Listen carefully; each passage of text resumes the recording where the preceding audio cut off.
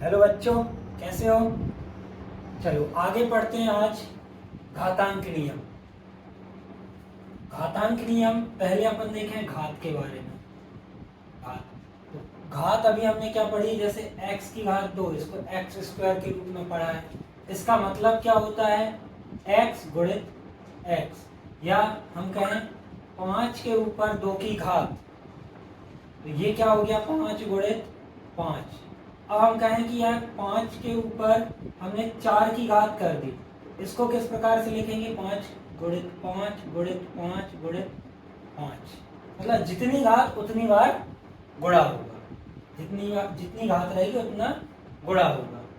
अब जैसे हम इसी को ले लें, या फिर ले लें a के ऊपर n की घात, a के ऊपर n की घात, तो इसमें आपका ये जो है ना, ये कहलाएगा आधार। ये कहलाएगा आपका आधार, इसको बोलेंगे आधार। और ये हो गई आपकी घात n, नेचुरल नंबर 0 1 2 3 4 5, या 1 2 3 4 5 कुछ भी हो सकती है। ठीक है, तो इन्हीं से संबंधित कुछ नियम हैं। a की घात 2, इसको क्या बोलते हैं? वर्ग। अगर घात 3 हो, जैसे a की घात 3, तो इसको बोलते हैं घन। और अगर इससे ज्यादा आता है, a की घात 4, a की घात 5, तो इनको पूरा बोलना पड़ेगा। a की घात 4, a की घात 5, a की घात 100, तो ऐसे पूरा बोलना पड़ेगा। लेकिन इनको हम दो की घात है तो वर्ग बोल देंगे, 3 की घात है तो घन बोलते हैं। अब हम आगे देखते हैं इसके नियम। नियम क्या है घातांक के? पहला देखें हम कि अगर आधार समान हो दो, है ना, और इसकी घात है m और इसकी घात है n, और बीच में क्या हो रहा है? गुणा। a की घात m गुणित a की घात n, अगर आधार समान है तो घातें क्या होती हैं? जुड़ती हैं। क्या हो जाएगा? a की घात m धन a की घात n, ये हो जाएगा। ठीक है, इसके बाद दूसरा हम देखें कि a की घात m भागित करें a की घात n, फिर वही आधार समान है, लेकिन यहाँ गुणा हो रहा था, यहाँ भाग, तो भाग में गुणा में क्या हुआ था? घातें जुड़ी थी, तो भाग में क्या होगा? घातें घटेगी। a की घात m ऋण n, इसको ऐसे भी देख सकते हैं, a की घात m बटे a की घात n, दोनों का मीनिंग सेम रहेगा। क्या रहेगा? a की घात m ऋण n। ठीक है, इसके बाद तीसरा नियम है a की घात m और ब्रैकेट के बाहर घात लगी है n, इसको हल करेंगे कैसे? a की घात m गुणित n, इसके रूप में आपकी हल होगी।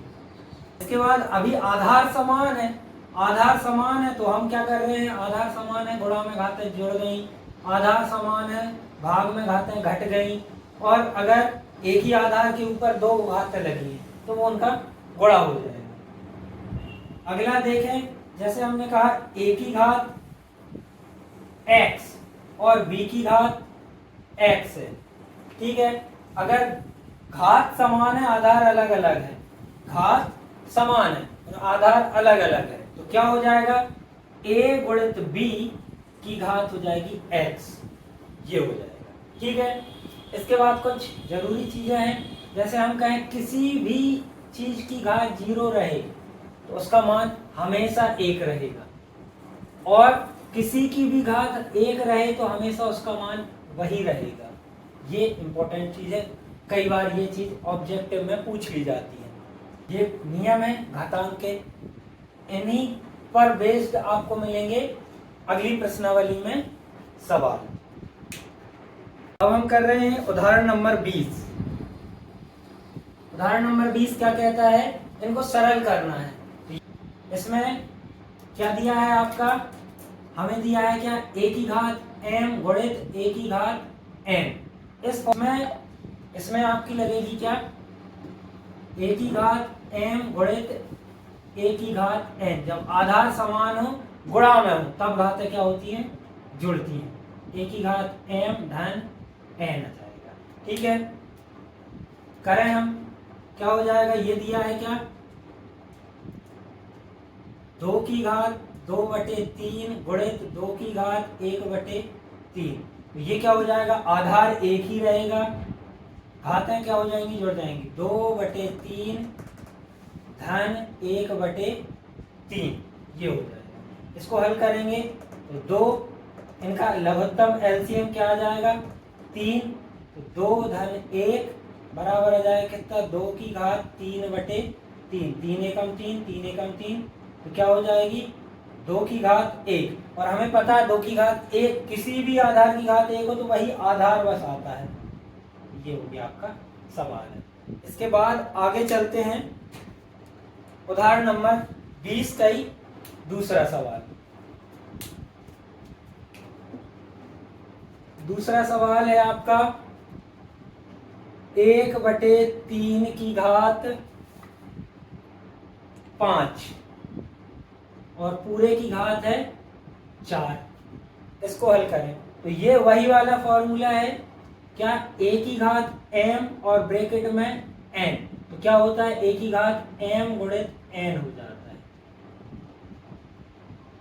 तो यहां भी हम यही करेंगे, 1/3 की घात 5 और पूरे की घात 4। 4 की घात 1 की घात 4 करेंगे तो क्या आएगा, 1 की घात कितने भी करो आता आपका क्या है, 1 ही। और 3 की घात 5 है और इसकी घात हमें 4 करनी है, तो क्या होगा 1/3 की घात 5 गुणित 4 क्या आ जाएगा, 1/5 चौके 20, 3 की घात 20 हो जाएगा। ये आपका आंसर रहेगा।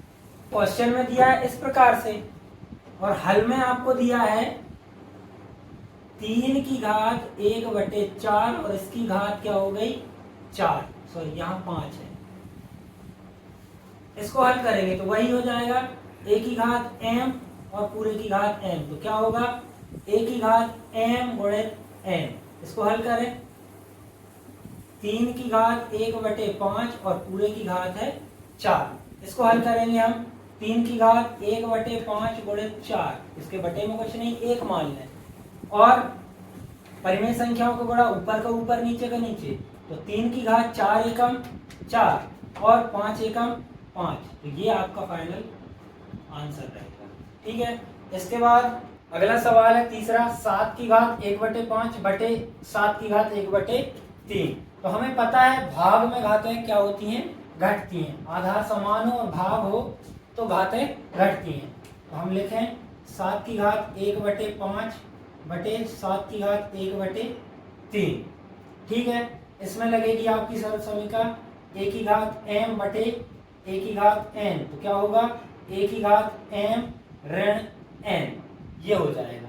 इसको हम करें 7 की घात 1/5 बटे 7 की घात 1/3। इसको हल करेंगे, 7 की घात 1/5 ऋण 1/3। इसको हल करेंगे 7 की घात, इसका एलसीएम कितना आएगा 15। 3 एकम 3 ऋण 5 एकम 5, तो क्या आ जाएगा 7 की घात ऋण 2/15 आ जाएगा ये आपका। ठीक है, ये आगे चलते हैं हम, चौथा सवाल क्या दिया है, 13 की घात 1/5 और गुणित में 17 की घात 1/5। ठीक है, इसको करें हम, क्या लगेगा, a की घात x और b की घात x।